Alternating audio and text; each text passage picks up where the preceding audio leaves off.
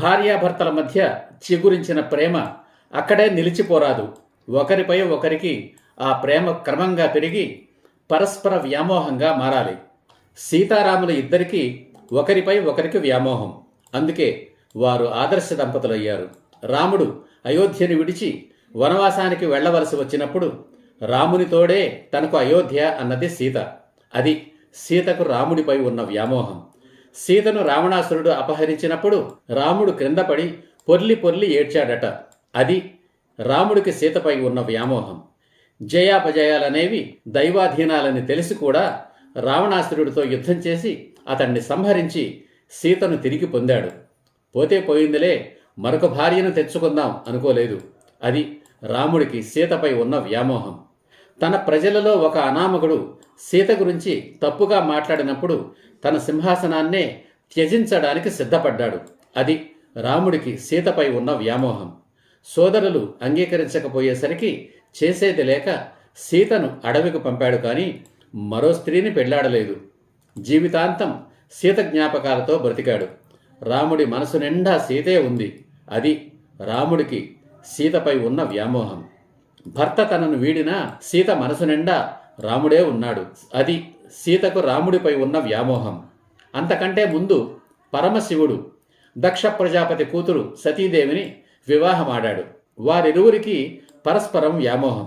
కొంతకాలం తరువాత మామ దక్ష ప్రజాపతి అకారణంగా శివుడిపై ద్వేషం పెంచుకున్నాడు. అహంకారంతో నిరీశ్వర యాగం తలపెట్టాడు. కూతురుని అల్లుణ్ణి పిలవలేదు. పిలవని పేరంటానికి వెళ్ళవద్దని భార్య సతీదేవికి చెప్పాడు శివుడు. కానీ పుట్టింటి మీద మమకారం ఆమెను ఆపలేకపోయింది. శివుడు అయిష్టంగానే అనుమతించాడు. సతీదేవి పుట్టింట యాగానికి వెళ్ళింది. కన్న కూతురని కూడా చూడకుండా ఆమెను అవమానించి ప్రాణం తీశాడు దక్షుడు. భార్యపై వ్యామోహం చంపుకోలేని శివుడు మతి తప్పి పిచ్చివాడై భార్య భౌతిక కాయాన్ని భుజాన వేసుకొని తిరుగసాగాడు. అజరామరుడు శివుడు అంటే చావు పుట్టుకలు లేనివాడు. ప్రాణం పోదు, అంతకంటే ఏం చేయగలడు? అది పరమశివుడికి సతీదేవిపై ఉన్న వ్యామోహం.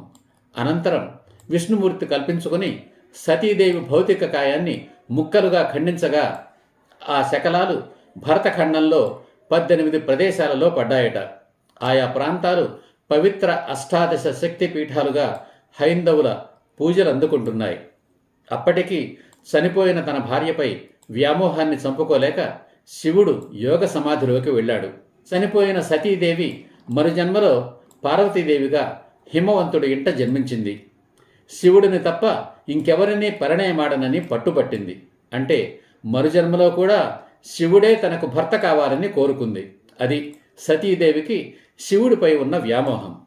విష్ణుమూర్తి మరలా కల్పించుకొని సతీదేవియే పార్వతీదేవిగా పునర్జన్మ పొందిందని శివుడికి తెలియచేసి శివపార్వతుల వివాహం జరిపించాడు. అలా శివపార్వతులు ఆది దంపతులుగా నిలిచారు. ఆది దంపతులు శివపార్వతులు, ఆదర్శ దంపతులు సీతారాములు. పరస్పర వ్యామోహం కలిగిన దంపతులు. వారే మనకు పూజనీయులు, ఆదర్శనీయులు.